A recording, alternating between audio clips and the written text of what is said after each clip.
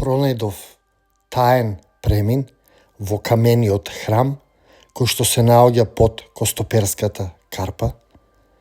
Во ова видео одиме да истражиме Костоперската карпа, во која што има неверојатни камени храмови, а потоа одиме да истражиме и соседната Вуевска карпа, на која што има изгравирано 365 сонца.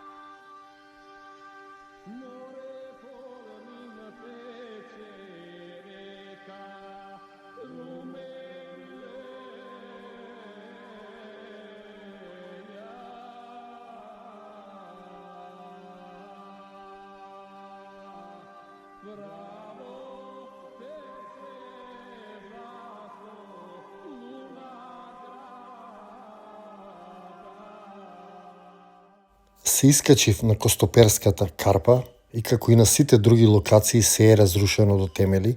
Тука имала голема населба, меѓутоа ова се остатоците од неа. Значи камен не се остава кај нас. Меѓутоа еве овие камени ѕидови сведочат дека тука имала голема населба. Продолжуваме понатаму да ги истражиме и камените храмови кои што не може да ги уништат затоа што се направени во камен. А ова што го гледате се остатоците од некогашната колосална градба која што постоела тука. И исто така од левата страна постоел влез во внатрешноста на оваа карпа. За жал сега е ова сето што е останато, разрушено и скоро и не препознатливо. Меѓутоа природната убавина си е тука. Храмовите изградени од човек кои што се во внатрешноста на оваа карпа повеќе не се достапни, затоа што сето ова е затрупано и разрушено. Ајде сега одиме одблиску да видите што има останато од некогашната колосална градба која што била на ова место.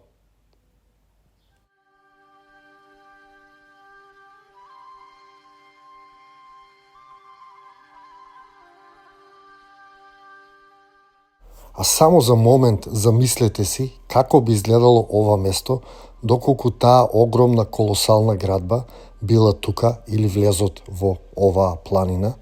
Ова се само некои остатоците од тие обработени карпи. Како би изгледала таа, јас немам појма, меѓутоа била огромна, видите ги само од колкави карпи е направена. Ова се некои од остатоците од тие обработени камења.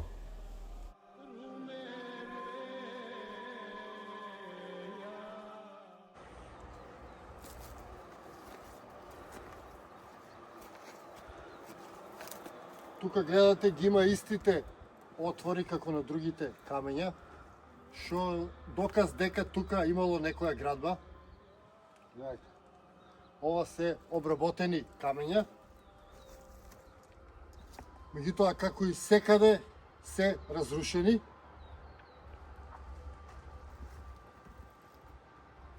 Гледате, истата шема како на другите градови, како во Смирна во Турција, како Хераклеа, како сите други градови. Еве го и чуварот на ова место, орелот, сега ќе ви го снимам. За орелот се верува дека е чувар или заштитник на овие свети места и дека е гласник на древниот бог Перун, Па така тоа што видов орел тука е добар знак за мене.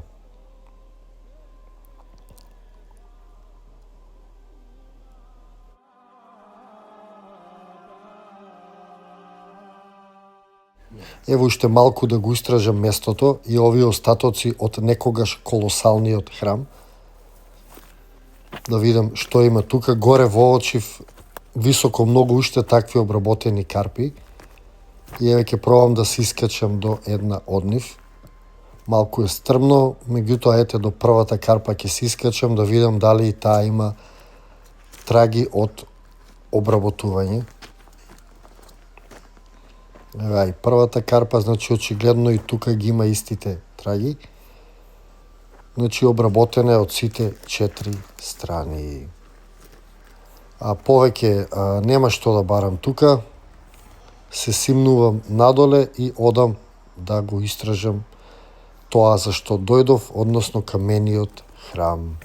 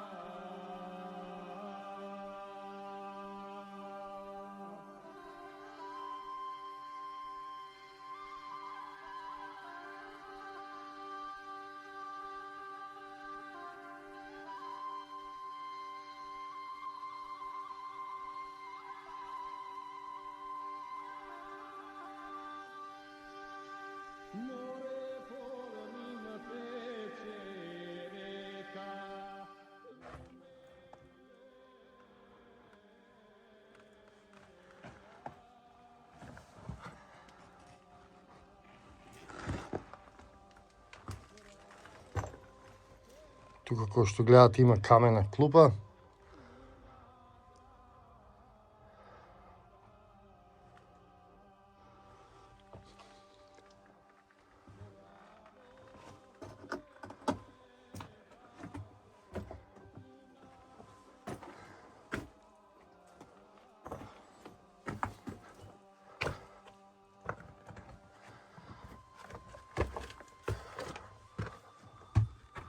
Ево и овој влез е затворен.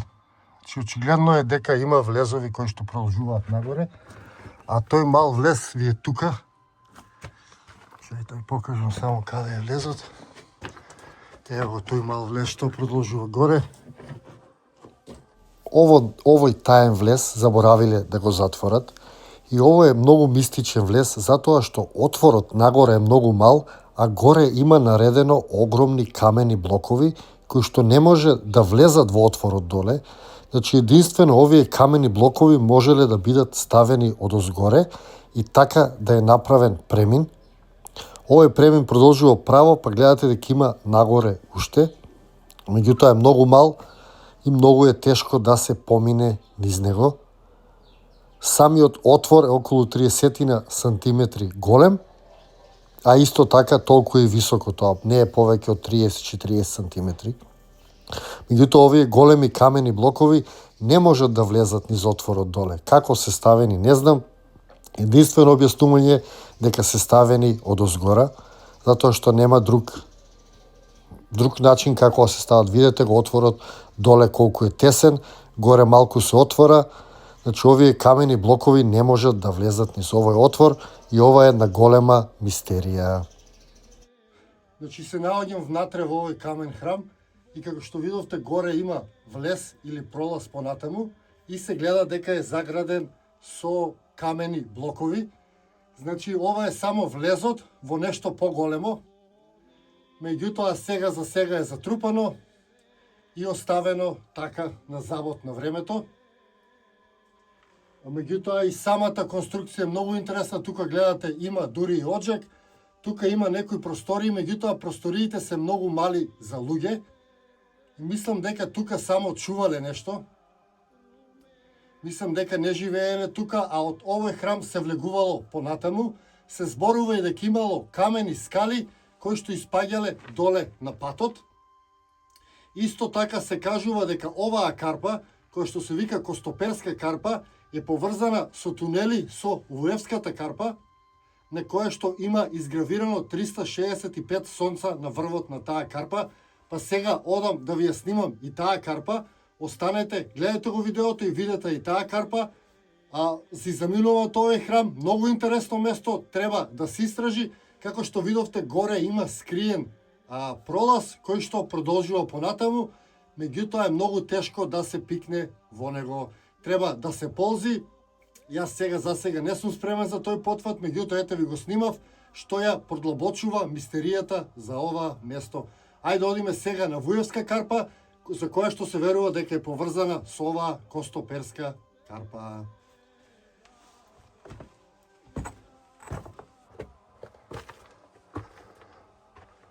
Ајде, испаѓаме од овој неверојатен камен храм и одиме на другата карпа да ги снимаме сонцата кои што се наоѓаат на врвот од неа или камените кругови.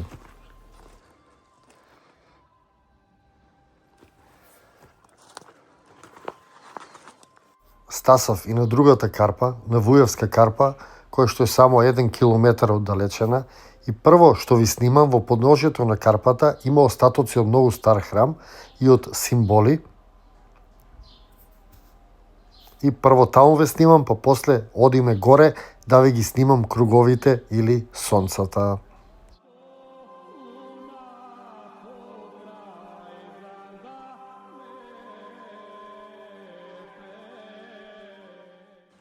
Ова е дел од едниот столб кој што стоел горе на врвот од оваа карпа. Биле два столба и ово представувало храмот на сонцето или во поново време било наречено место на ѓаволот, а овој символ што го гледате со кругови доле се кажува дека бил знакот на ѓаволот или на сонцето или на богот на сонцето, односно тоа значи огнен. А ова е столбот што стоел горе, биле два столба и имало еден попреку.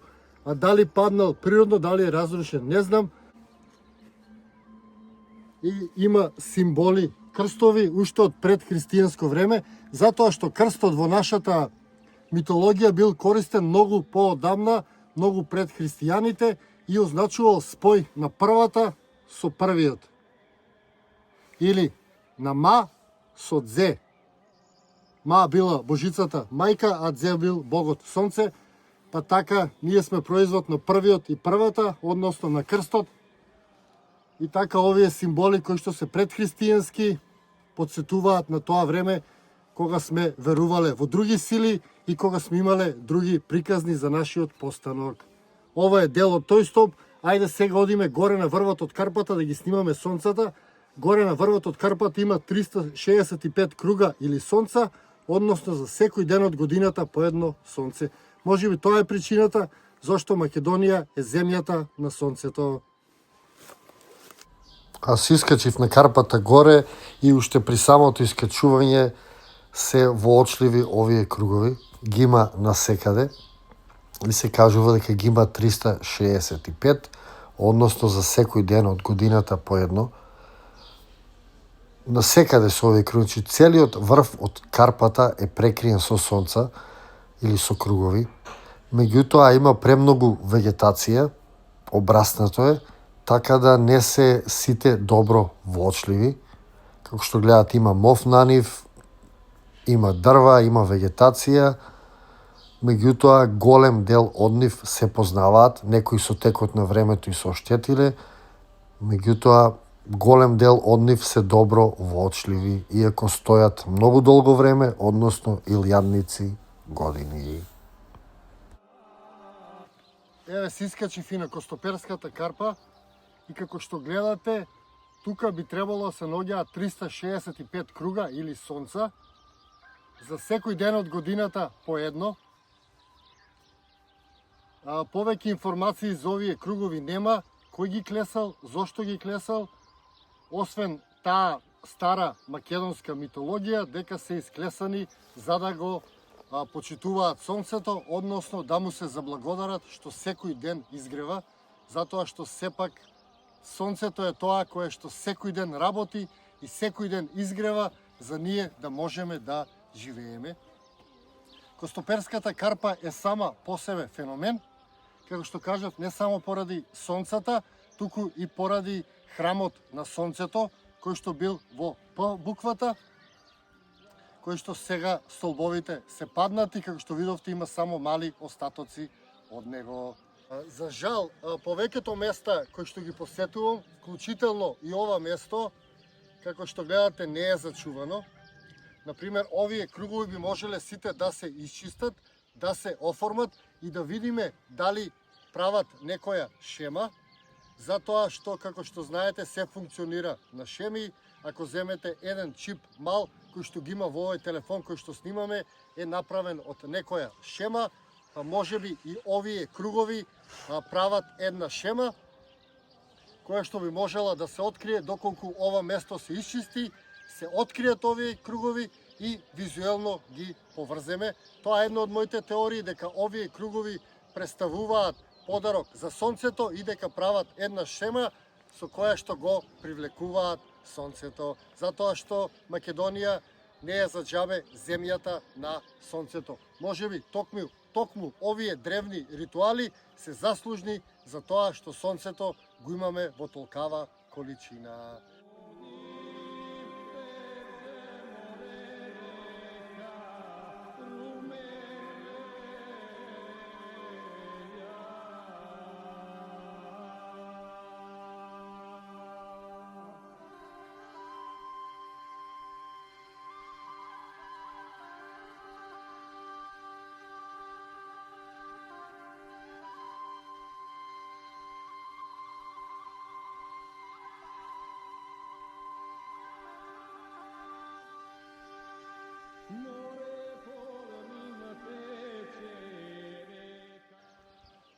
Толку од мене, јас си заминувам од оваа карпа, ви благодарам што гледавте, не заборавајте да се претплатите, да станете членови, да го поддржите проектот Сонцогор. Ви благодарам од срце и се гледаме во некое мое наредно видео.